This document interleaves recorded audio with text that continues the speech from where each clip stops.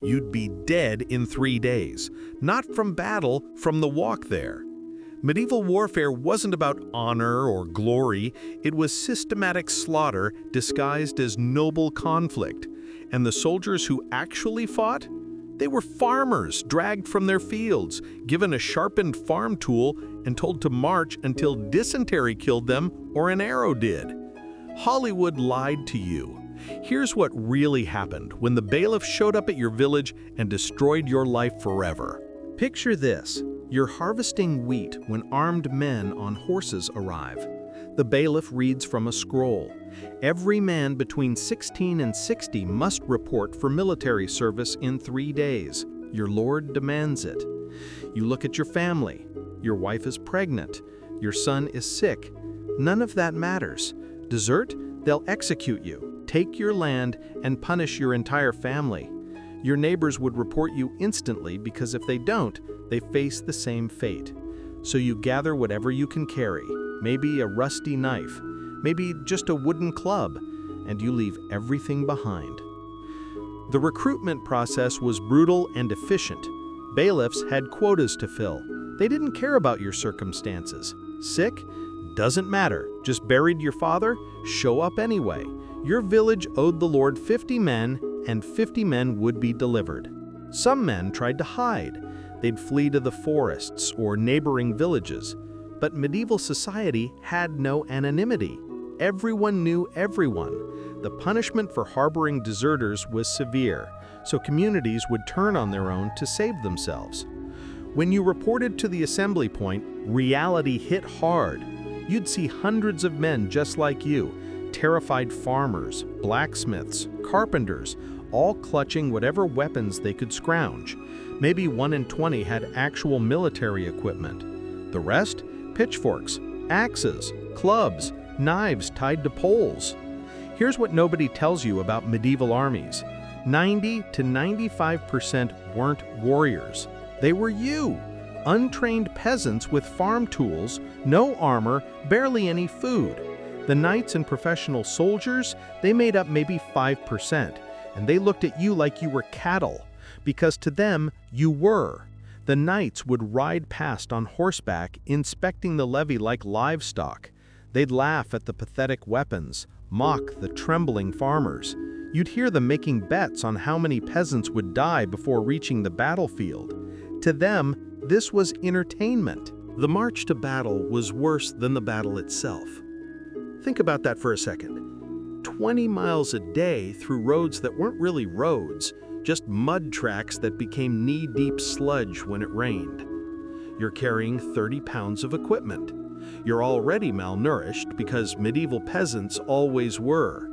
Your shoes, if you had any, start falling apart after week 1. Day 1 seemed manageable. Your legs were strong from farm work. You joked nervously with the men from your village. But by day 3, the jokes stopped. Your feet were bleeding. Your back ached. The rations, thin porridge and stale bread, left you constantly hungry. Then, the dysentery hits. And I'm not talking about a stomachache. Dysentery in medieval armies meant you'd have explosive diarrhea 20, 30, maybe 40 times a day. You'd lose so much water you couldn't think straight. Men would collapse mid-march and never get up. The army would just step over them and keep moving. The contaminated water did it. Everyone drank from the same streams and rivers that hundreds of men had already used as toilets upstream. Within a week, half the army would be sick. You'd be marching while desperately needing to relieve yourself. There was no dignity, no privacy. You'd just step to the side of the column, do your business, and try to catch up. Men started dropping like flies. You'd see them sitting by the roadside, too weak to continue. Sometimes they'd beg for help. Most times, they'd just stare ahead with empty eyes, waiting to die. The officers would ride past without even looking. One less mouth to feed. But wait, it gets worse. Typhus spread through lice. Everyone had lice. They'd crawl through your clothes, bite you constantly, and spread disease that made you delirious with fever. You'd scratch until you bled, but the itching never stopped. At night, you'd see men by the firelight, desperately trying to pick lice out of their clothes, crushing them between their fingernails. By morning, the lice would be back. Your feet developed infections from the moisture and the walking. Medieval shoes weren't built for this. They'd disintegrate in the wet conditions.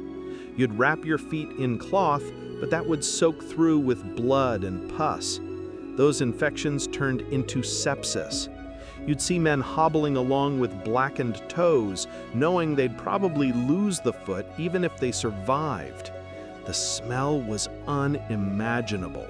Thousands of unwashed bodies, open wounds, constant dysentery, rotting teeth. After 2 weeks, you couldn't even smell it anymore. Your nose just gave up. And here's something that'll shock you.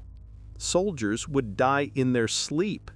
Not from violence, from exhaustion. Their hearts would just stop. You'd wake up next to a corpse and have to drag it off the road before continuing the march. The military camps were hellscapes. Thousands of men packed together with zero sanitation. People relieved themselves anywhere. The smell was so overwhelming that chronicles from the time describe it as unbearable. Water sources became contaminated within days. More soldiers died in camp from disease than ever died from combat. Picture a field that becomes a temporary city overnight. No planning, no organization. Men would just claim whatever space they could find and collapse. Tents were rare, only officers had them. Everyone else slept on the ground with maybe a blanket if they were lucky. Fires everywhere, creating a smoky haze that made your eyes burn. Men would huddle around them, trying to dry their clothes, cook their meager rations, or just feel warm for a few minutes. Fights would break out over firewood, food, or sometimes nothing at all. Stress and fear made everyone aggressive. The latrines, when they existed, were just trenches that overflowed constantly. Most men didn't bother walking to them. They'd just go wherever they happened to be. The ground became a toxic swamp of human waste. You'd wake up lying in it. Rats everywhere. Fat rats that had learned to follow armies because of the abundant food supply. Dead bodies, discarded scraps, human waste. They'd crawl over you at night, bite you if you didn't move, spread even more disease. Theft was constant. You couldn't trust anyone. Men would steal food, weapons, shoes, anything of value. You'd sleep with your possessions tucked under your body, but even that didn't guarantee safety. Some men would kill for a decent pair of boots. The night before battle brought mass confessions. Priests would move through the camp and lines would form. Hundreds of men waiting to confess their sins, desperate to avoid hell. You'd hear the same terrified prayers over and over. "Forgive me, Father, for I have sinned." Most soldiers knew they probably wouldn't survive tomorrow. They were right. Men would write letters they couldn't send, make peace with enemies, give away possessions to friends who likely wouldn't survive either. Some would just sit and stare into the fire, completely silent, lost in thoughts of home and family they'd never see again. Others would get drunk if they could find alcohol, anything to numb the terror. You'd see grown men crying, praying, vomiting from fear. The officers would yell about honor and duty, but everyone knew the truth. Tomorrow, most of you would die screaming. Now here's where Hollywood really messed up. Medieval battles weren't choreographed sword fights with space between warriors. When those armies crashed together, it was a suffocating crush of bodies. You couldn't move. You couldn't breathe. Men in the middle ranks would pass out from lack of air. Others got trampled and died under their own army's feet, never even reaching the enemy. The morning of battle, you'd be woken before dawn. No breakfast. Your stomach would be in knots anyway. You'd be given your position in the formation, probably the front rank if you were a peasant. The expendable troops always went first. The march to the battlefield felt surreal. Thousands of men moving in rough formation, the sound of boots and equipment, nervous coughs, whispered prayers. Some men would vomit from fear, others would lose control of their bowels. This was normal. When you reached the field, you'd see the enemy army across from you. They looked exactly like your side, mostly terrified peasants with a few armored knights. For a moment, you might wonder why you were about to kill people you'd never met. But then the orders would start, and thinking would stop. Before the lines met, arrows fell like rain. Bodkin arrows, designed specifically to punch through armor. Except you didn't have armor. You had maybe a leather jerkin if you were lucky. These arrows would go straight through your body. The sound was distinctive, a whistling rush as thousands of arrows arced through the air. Then the wet thud of impacts, screams. The man next to you would suddenly have an arrow through his neck. He'd clutch at it, making horrible gurgling sounds, then collapse. You'd have to step over him and keep moving forward.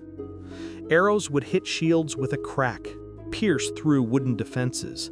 Men would be standing there with arrows sticking out of their chests, still alive, screaming. Some would try to pull them out. Terrible idea. The barbed heads would tear them apart from the inside. And you couldn't stop. The ranks behind you kept pushing forward. If you froze, you'd be trampled by your own side.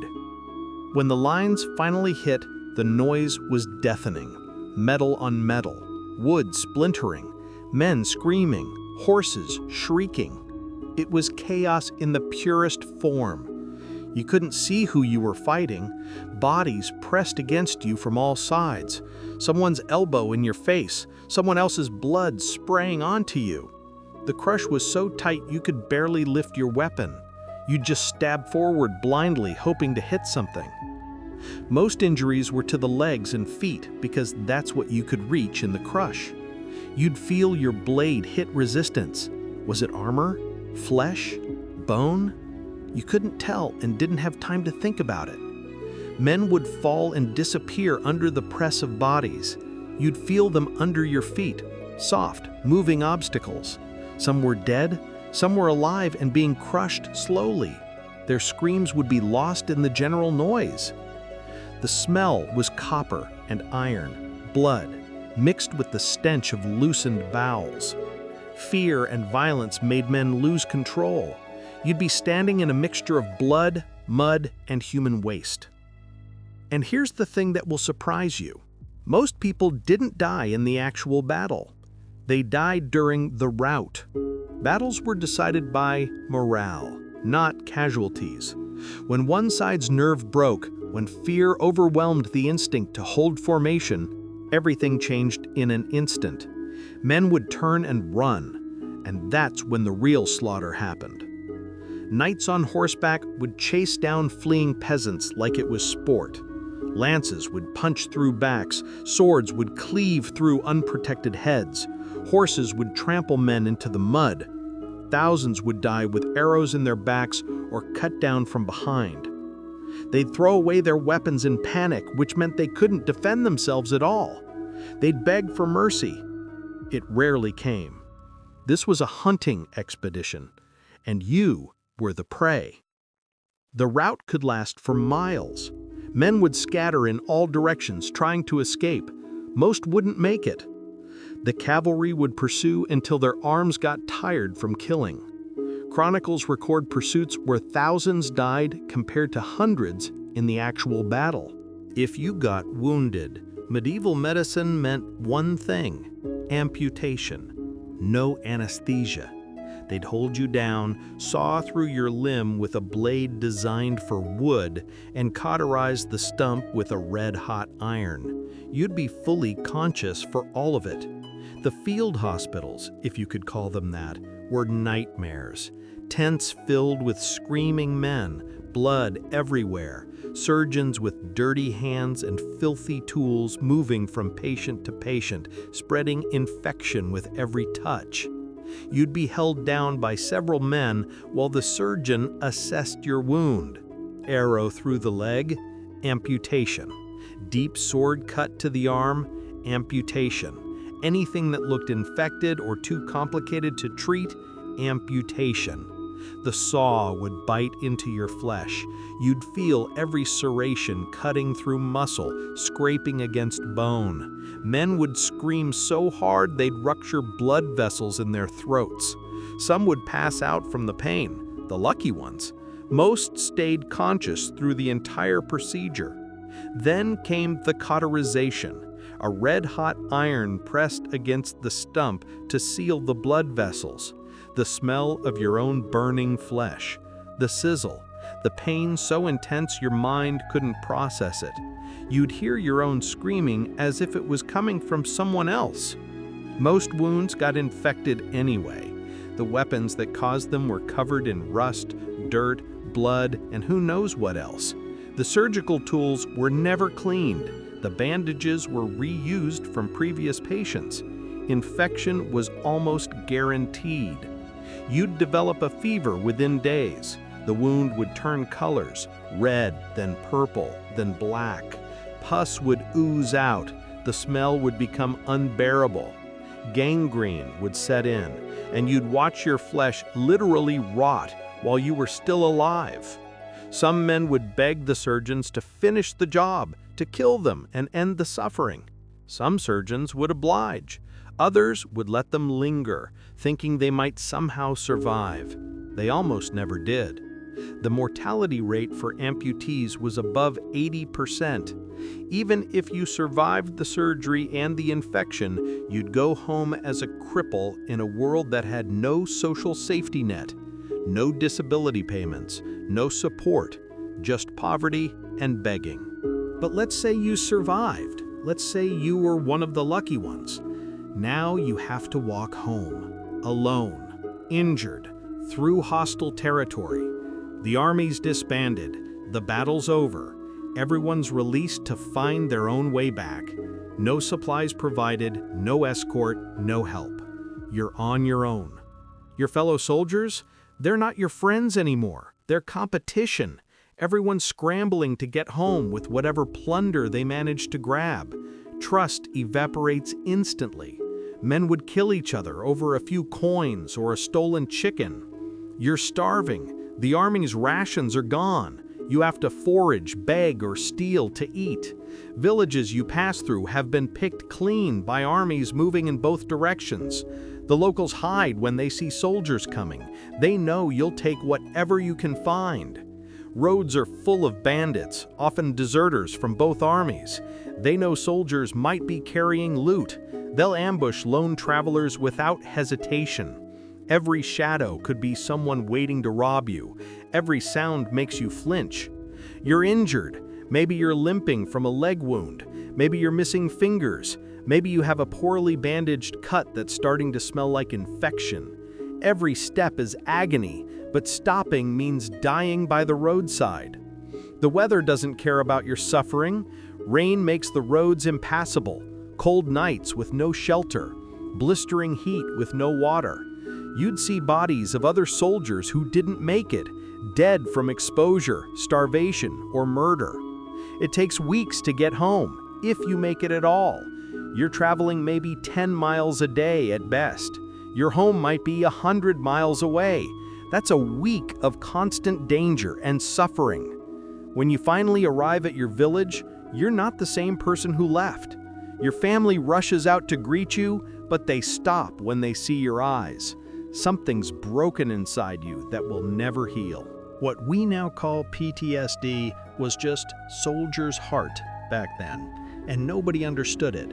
You'd wake up screaming every night. Loud noises would make you violent. You couldn't farm anymore because holding tools made you shake. Your family didn't recognize you. You didn't recognize yourself. Your wife tries to comfort you, but you can't stand being touched. Your children are afraid of you.